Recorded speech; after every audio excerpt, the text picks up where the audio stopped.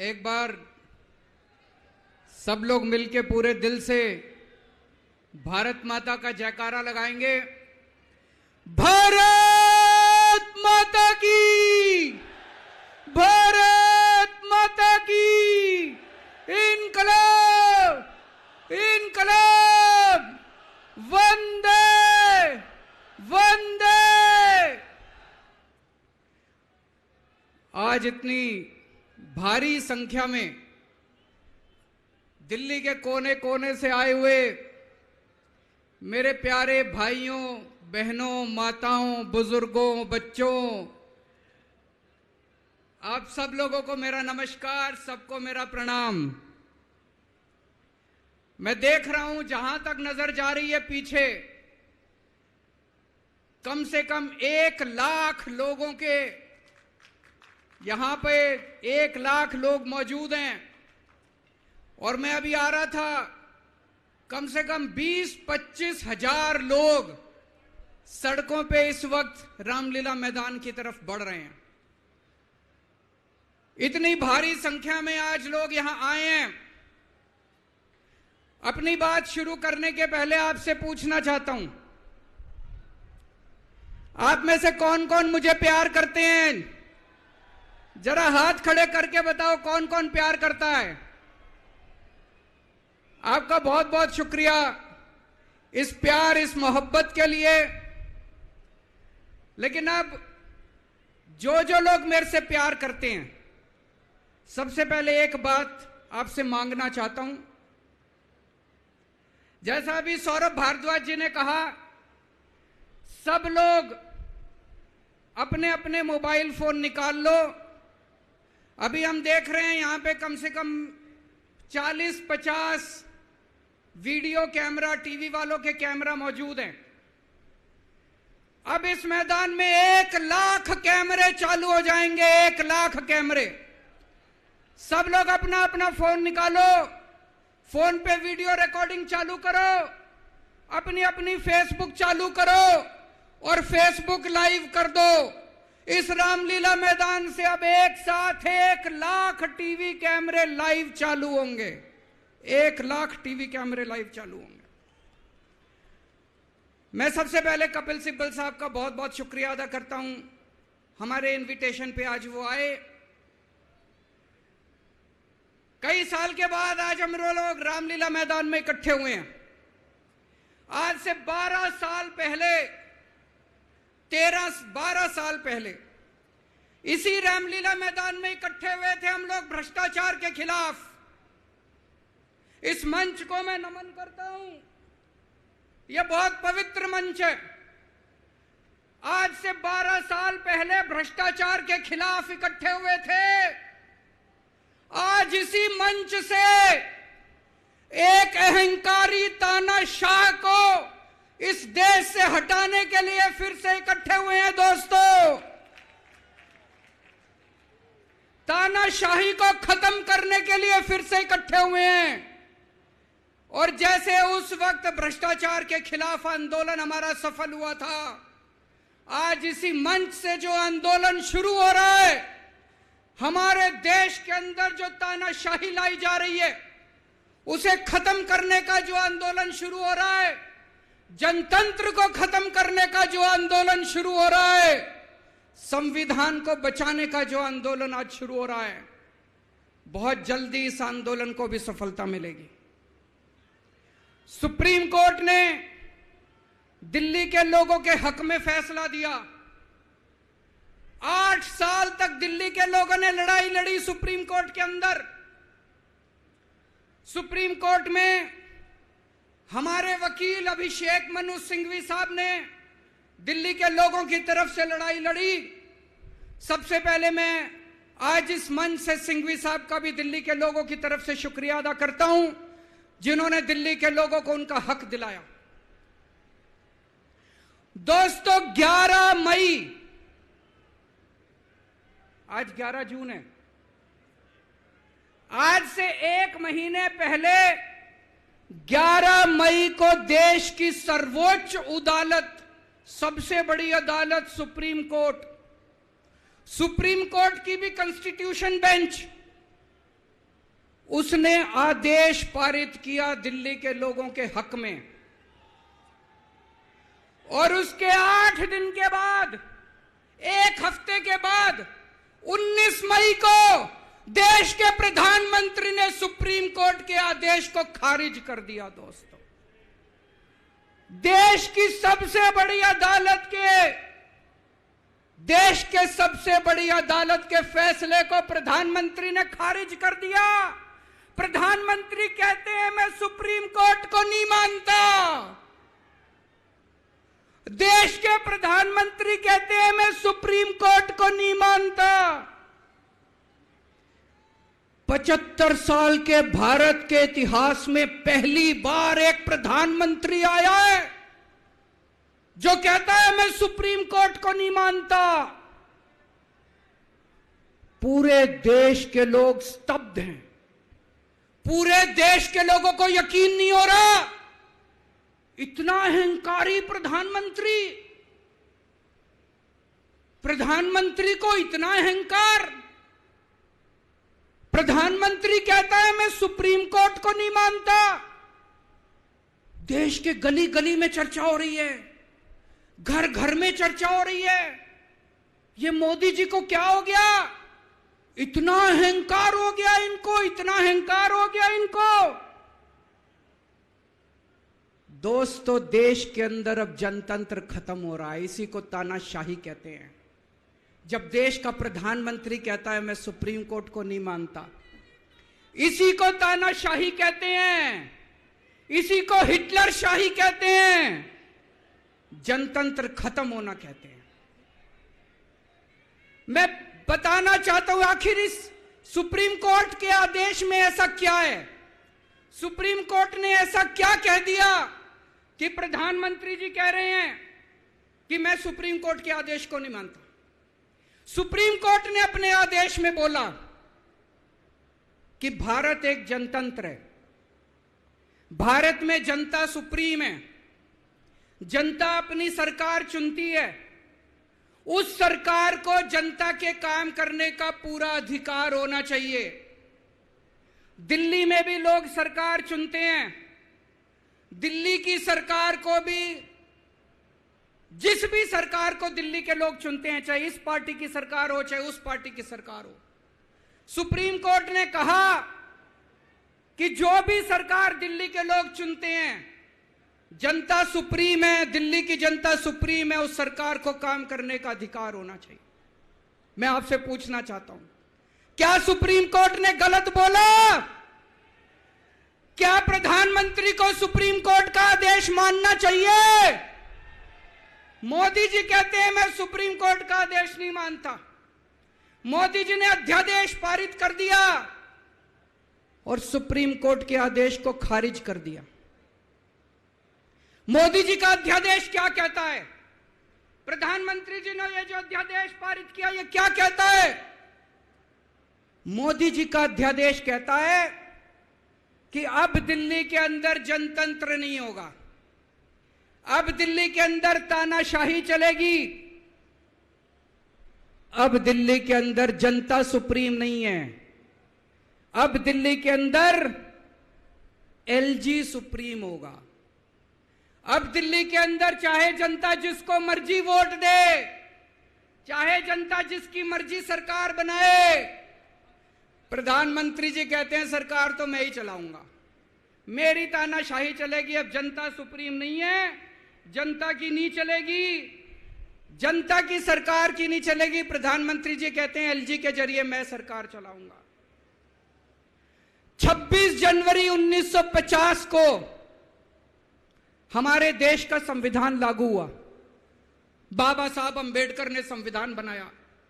बाबा साहब अंबेडकर ने अपने संविधान में लिखा कि इस देश के अंदर जनतंत्र होगा, जनता सुप्रीम होगी।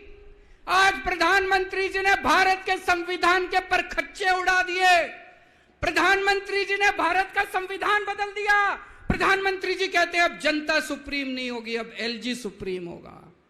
जनता सुप्रीम नहीं होगी, अब प्रधानमंत्री सुप्रीम होगा। प्रधानमंत्री जी कहते हैं अब दिल्ली की जनता की वोट की कोई कीमत नहीं होगी। यह तो सरासर अपमान है दिल्ली के लोगों का। प्रधानमंत्री जी कहते हैं दिल्ली की जनता जिसको मर्जी वोट दे, उस वोट की कोई कीमत नहीं है। दोस्तों, ये बीजेपी वाले रोज मेरा अपमान करते हैं, मेरे को गालियां देते हैं, गंदी गंदी गालियां देते हैं। मेरे को अपने मान और अपमान की कोई चिंता नहीं है, मैं कोई परवाह नहीं करता। मैं इनको वापस गाली नहीं देता, मेरे को गाली गलौज नहीं करनी आती, मेरे संस्कार नहीं सिखाते। मैं 24 घंटे अपने काम में व्यस्त रहता हूं, मेरे को काम से मतलब है।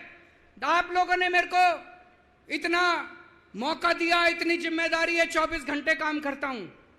ये लोग मेरे को जितनी मर्जी गाली दे लें, लेकिन इस बार इन लोगों ने आपका अपमान किया है, आपकी वोट की कीमत, आपका वोट का अपमान किया है। यह मैं बर्दाश्त नहीं कर सकता, आपके अपमान को मैं बर्दाश्त नहीं कर सकता। इसको किसी हालत में नहीं होने देंगे। दिल्ली के लोगों के वोट का जो इन्होंने अपमान किया है, मोदी जी ने तमाचा मारा है दिल्ली के लोगों को, इसको बर्दाश्त नहीं कर सकते। इसको ठीक करा के रहेंगे, इस अध्यादेश को खारिज करा के रहेंगे, सुप्रीम कोर्ट के आदेश को पालन करा के रहेंगे। करेंगे कि नहीं करेंगे?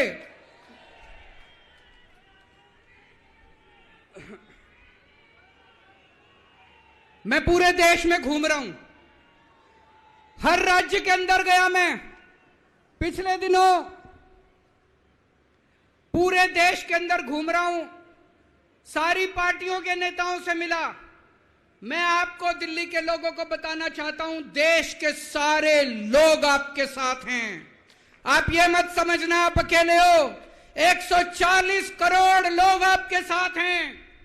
वेस्ट बंगाल के लोग आपके साथ हैं, तमिलनाडु के लोग आपके साथ हैं, केरला के लोग आपके साथ हैं, महाराष्ट्र के लोग आपके साथ हैं, बिहार के लोग आपके साथ हैं, उत्तर प्रदेश के लोग आपके साथ हैं, मध्य प्रदेश के लोग आपके साथ हैं। 140 करोड़ लोग मिलके इस अध्यादेश का विरोध करेंगे, जनतंत्र को बचाएंगे दोस्तों। और मैं पूरे देश के लोगों को बोलना चाहता हूं, यह मत सोचना कि यह केवल दिल्ली वालों के साथ हुआ है। मुझे अंदर से पता चला यह मोदी जी का पहला वार है। ऐसा ही अध्यादेश, जो अध्यादेश आज दिल्ली में पारित किया गया, जिस अध्यादेश के जरिए दिल्ली वालों की ताकत खत्म कर दी गई, इस अध्यादेश के जरिए, जिस अध्यादेश के जरिए दिल्ली के अंदर आज तानाशाही लागू की जा रही है, कल यही अध्यादेश राजस्थान के लिए लाया जाएगा, कल यही अध्यादेश पंजाब के लिए लाया जाएगा, कल यही अध्यादेश मध्य प्रदेश के लिए लाया जाएगा, कल यही अध्यादेश महाराष्ट्र के लिए लाया जाएगा। इसे अभी रोकना पड़ेगा, सबको मिलकर अभी रोकना पड़ेगा दोस्तों।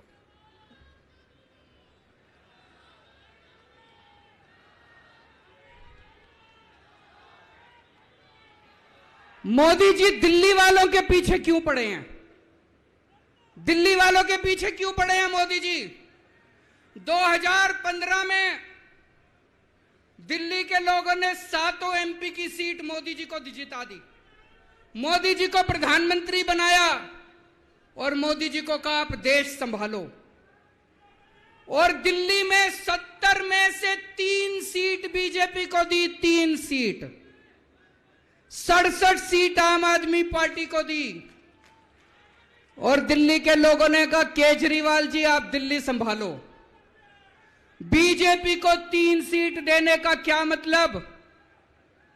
दिल्ली के लोगों ने अपनी आंखें लाल करके मोदी जी की तरफ देखा और बोला आप देश संभालो, खबरदार दिल्ली की तरफ आंख उठा के देखी तो।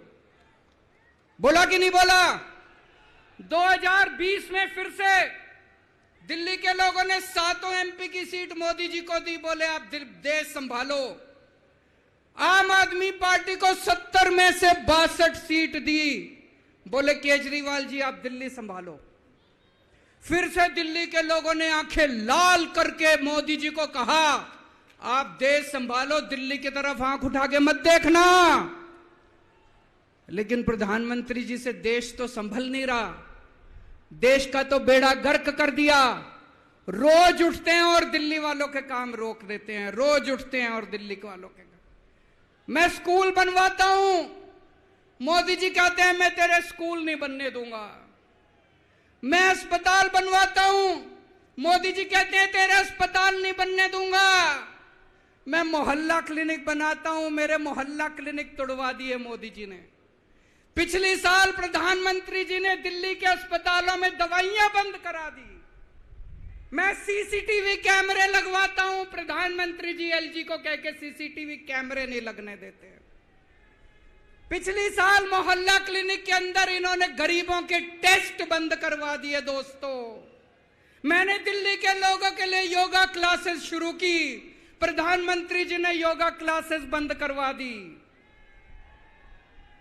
प्रधानमंत्री जी से मैं कहना चाहता हूं, आप देश संभालो ना, आपसे देश तो संभल नहीं रहा। देश का बेड़ा गर्क कर दिया आपने। चारों तरफ इतनी महंगाई हो रही है, पेट्रोल 100 रुपए लीटर पहुंच गया, डीजल 90 रुपए लीटर पहुंच गया, दूध महंगा हो गया, सब्जियां महंगी हो गई, एलपीजी का सिलेंडर 1000 रुपए के ऊपर हो गया। इनको समझ ही नहीं आ रहा महंगाई कैसे, इनको चौथी पास राजा को समझ ही नहीं आ रहा कि देश कैसे संभाले।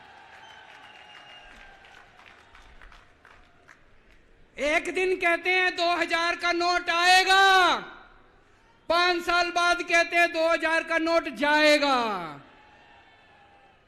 अरे इनको समझ ही नहीं है। आप लोगों ने कोई समझदार प्रधानमंत्री बनाया होता, कम से कम ये तो बता देगा 2000 का नोट आएगा कि जाएगा। चारों तरफ बेरोजगारी फैली हुई है, इनको समझ ही नहीं आ रहा बेरोजगारी कैसे दूर करें। चारों तरफ भ्रष्टाचार फैला हुआ है, इनको समझ ही नहीं आ रहा भ्रष्टाचार दूर कैसे करें। जीएसटी की वजह से व्यापारियों का बेड़ा गर्क हुआ पड़ा है, इनको समझ ही नहीं आ रहा जीएसटी को कैसे ठीक करें। पूरे देश का रेलवे में मेरी आप लोगों से गुजारिश है, एक टेस्ट करके देखना। कोई second class AC, third AC, second class की टिकट खरीद लेना, सेकंड क्लास स्लीपर की। एक बारी रेल में जाके देखो इन्होंने रेलवे का क्या हाल कर दिया। पूरी रेलवे का बेड़ा गर्क कर दिया।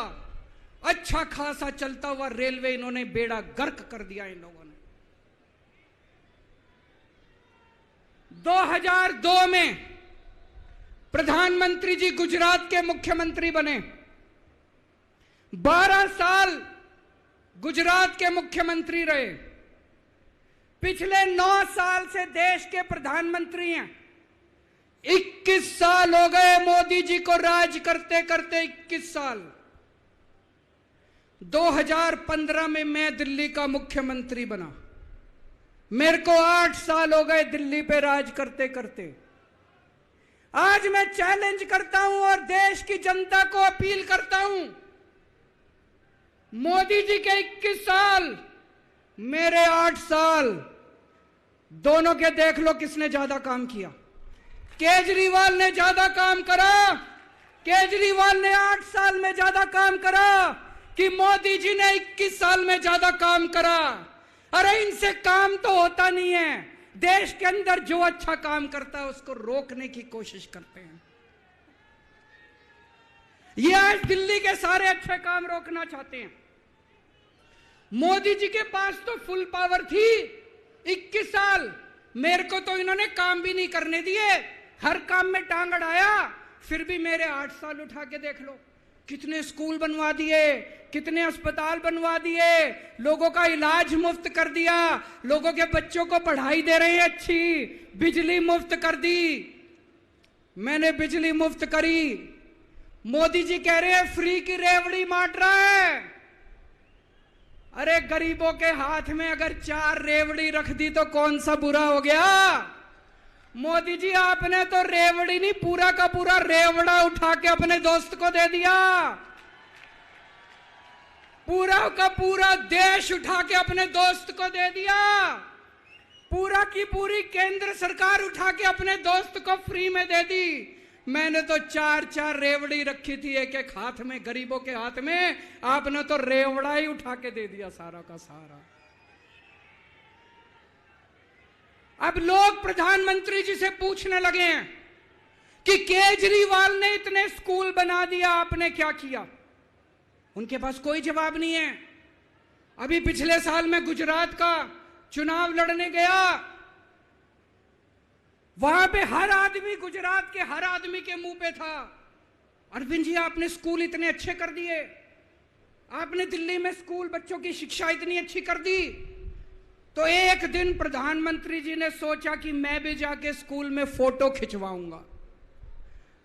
पूरे गुजरात में ढूंढने से उनको एक स्कूल नहीं मिला जिसमें मोदी जी फोटो खिंचवा ले। एक स्कूल, 30 साल से गुजरात में बीजेपी की सरकार है, एक स्कूल नहीं मिला। इनको एक स्टूडियो के अंदर टेंट लगा के एक क्लास, फर्जी क्लास बनानी पड़ी। 10 बच्चे बुलाए, डेस्क लगाए, वहां पे मोदी जी एक बच्चे के साथ बैठे और उन्होंने फोटो खिंचवाई। अब लोग प्रधानमंत्री जी से पूछने लगे हैं कि केजरीवाल ने इतना काम कर दिया, आपका काम कहां है? तो अब मोदी जी ने तय किया मैं केजरीवाल को काम नहीं करने दूंगा। उन्होंने मनीष सिसोदिया को उठा के जेल में डाल दिया। उनको लगा मनीष सिसोदिया को जेल में डालने से शिक्षा के काम रुक जाएंगे। उन्होंने सतिंदर जैन को उठा के जेल में डाल दिया। उनको लगा सतिंदर जैन को जेल में डालने से मोहल्ला क्लिनिक बंद हो जाएंगे, अस्पताल बंद हो जाएंगे। मैं प्रधानमंत्री जी को बोलना चाहता हूं, हमारे पास एक मनीष सिसोदिया नहीं है, हमारे पास 100 मनीष सिसोदिया हैं। हमारे पास एक सतिंदर जैन नहीं है, हमारे पास 100 सतिंदर जैन है। आप एक को जेल में डालोगे, हमारा दूसरा आ जाएगा काम करने के लिए, काम नहीं रुकेगा दोस्त। जब इनको जेल में डालने से काम नहीं चला तो अब ये ऑर्डिनेंस लेके आए हैं और ऑर्डिनेंस से ये सारा काम रोकना चाहते हैं। दोस्तों, आज दिल्ली के लोग मुसीबत में हैं। दिल्ली के लोगों के ऊपर यह अध्यादेश थोपा जा रहा है। आपने पिछली बार 7 MP को वोट दिया था, कहां है वो सातों के सातों? अपने घर में दुबक के बैठे हैं। वो बीजेपी के गुलाम है, वो आपके नहीं है, आपके सगे नहीं है, वो बीजेपी के गुलाम है। आपको कल को मुसीबत आती है तो केवल आपका बेटा, आपका भाई केजरीवाल आपके साथ खड़ा है, वो कभी खड़े नहीं होंगे। दोस्तों,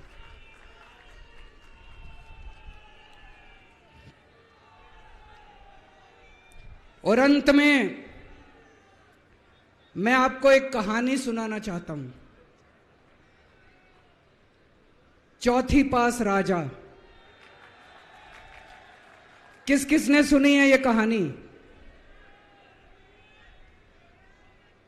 इस कहानी का महात्म्य है कि इस कहानी को जितनी बार सुनोगे, जितनी बार सुनाओगे, उतनी भगवान की कृपा आपके परिवार के ऊपर बरसेगी।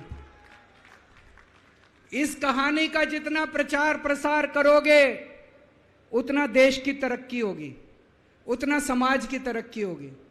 तो जिन लोगों ने कहानी सुनी है वो भी बड़े ध्यान से दोबारा सुनना, अच्छे से सुनना और इसका खूब प्रचार प्रसार करना। यह कहानी एक राजा की है, एक चौथी पास राजा की कहानी है, एक अहंकारी राजा की कहानी है, एक भ्रष्टाचारी राजा की कहानी है। आप लोगों ने राजा और रानी की कई कहानियां सुनी होंगी। इस कहानी में राजा तो है, रानी नहीं है।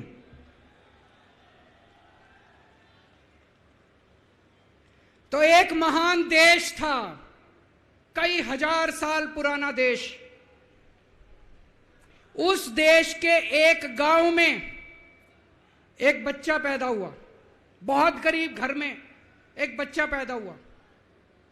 तो जैसे गांव के अंदर बच्चा पैदा होने पे ज्योतिषी आते हैं, ज्योतिषी आके बच्चे का भविष्य बताते हैं, ऐसे गांव का ज्योतिषी आया। उसने बच्चे की कुंडली देखी और बच्चे की मां को बोला कि माई, तेरा बेटा बड़ा होके बहुत बड़ा सम्राट बनेगा। माई को समझ नहीं आया, मैं इतनी गरीब, मेरा परिवार इतना गरीब, मेरा बेटा सम्राट कैसे बनेगा। खैर, बच्चा धीरे धीरे बड़ा होने लगा। गांव के सरकारी स्कूल में उसका एडमिशन करा दिया। उसका पढ़ने लिखने में मन नहीं लगता था। पढ़ते पढ़ते क्लास करते करते चौथी में आके उसने नाम कटवा लिया। उसका पढ़ाई लिखाई में मन नहीं लगता था। बगल में, गांव के बगल में एक रेलवे स्टेशन था। घर में बहुत गरीबी थी। वो बच्चा वहां स्टेशन पे जाके चाय बेचने लगा।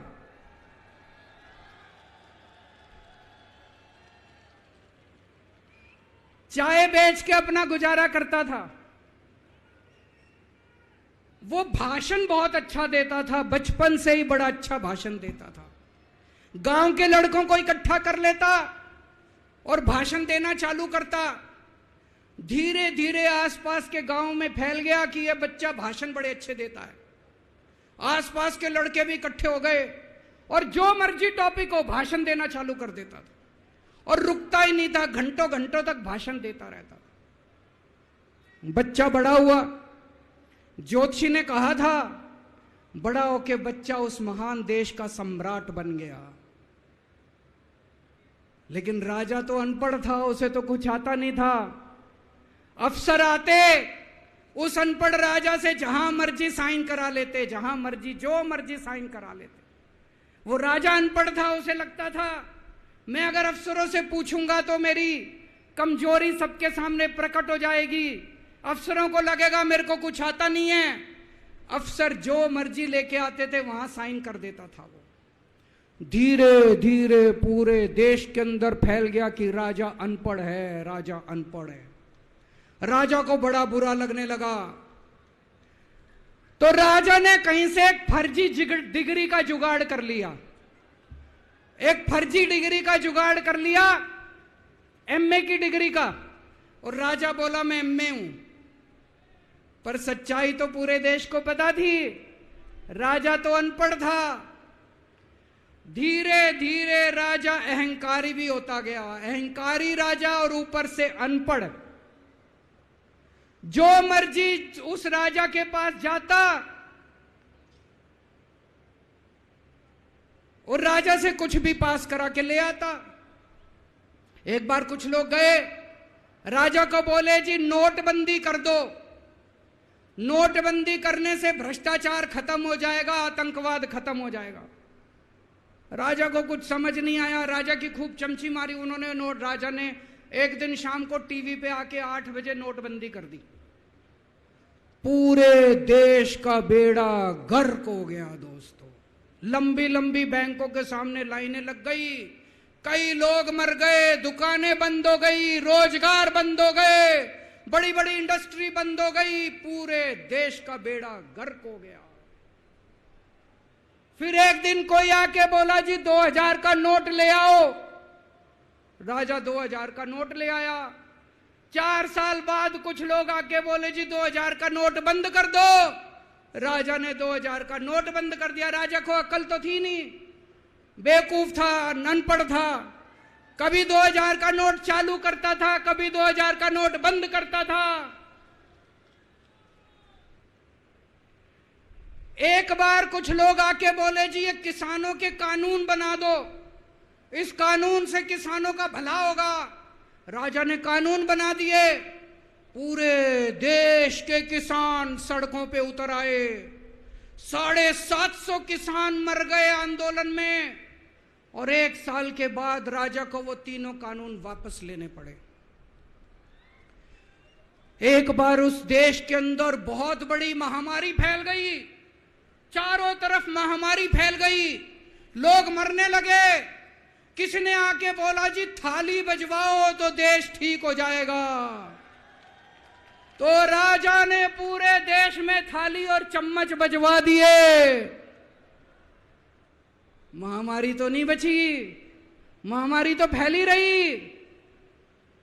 किसी ने आके कहा जी डॉक्टरों की जरूरत पड़ेगी, दवाइयों की जरूरत पड़ेगी, इंजेक्शन की जरूरत पड़ेगी, तब महामारी रुकेगी। राजा अपने दोस्तों का बड़ा ख्याल रखता था।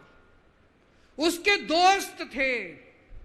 एक दोस्त ने 10,000 करोड़ रुपए चोरी कर लिए। राजा ने उसको देश से भगा दिया।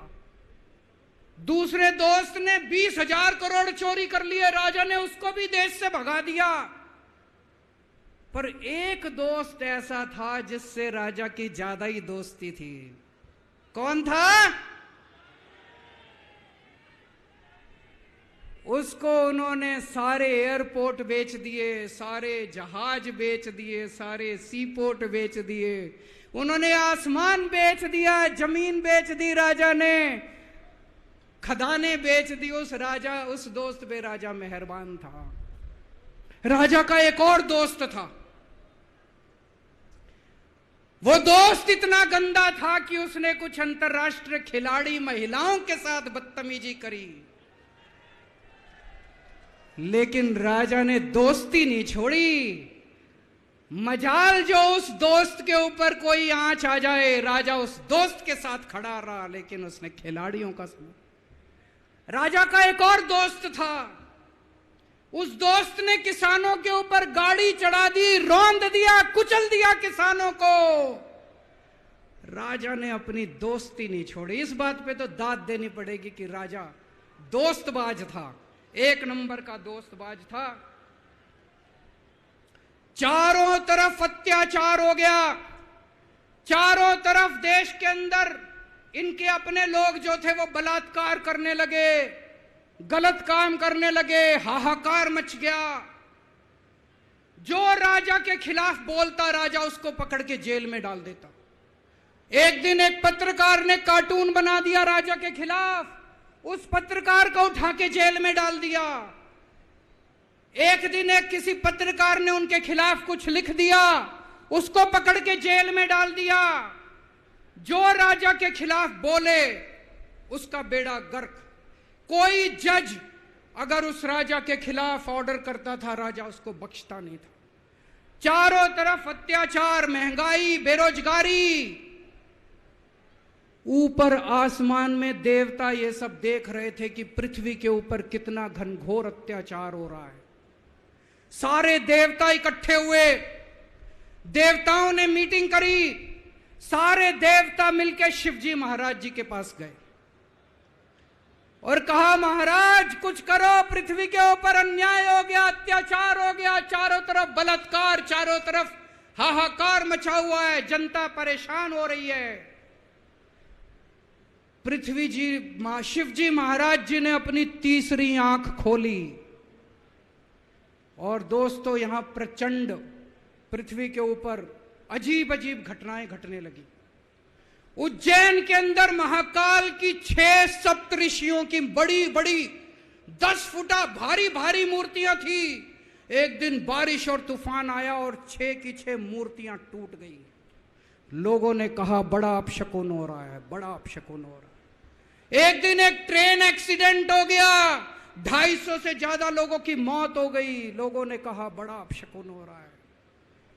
और एक दिन घनघोर बारिश आई, तूफान आया, ऊपर से आकाशवाणी हुई। सारे देश की जनता को भगवान ने कहा कि आप महान देश के लोग हो, क्या कर रहे हो, उठो, खड़े हो जाओ और इस अहंकारी राजा के खिलाफ सब लोग मिलकर आवाज उठाओ। भगवान आपके साथ है। और उसके बाद दोस्तों सोई हुई जनता जाग गई और 1 साल के अंदर उस अहंकारी राजा का राजपाट जनता ने उखाड़ के फेंक दिया। और उसके बाद वो महान देश दिन दूनी रात चौगुनी प्रगति करने लगा।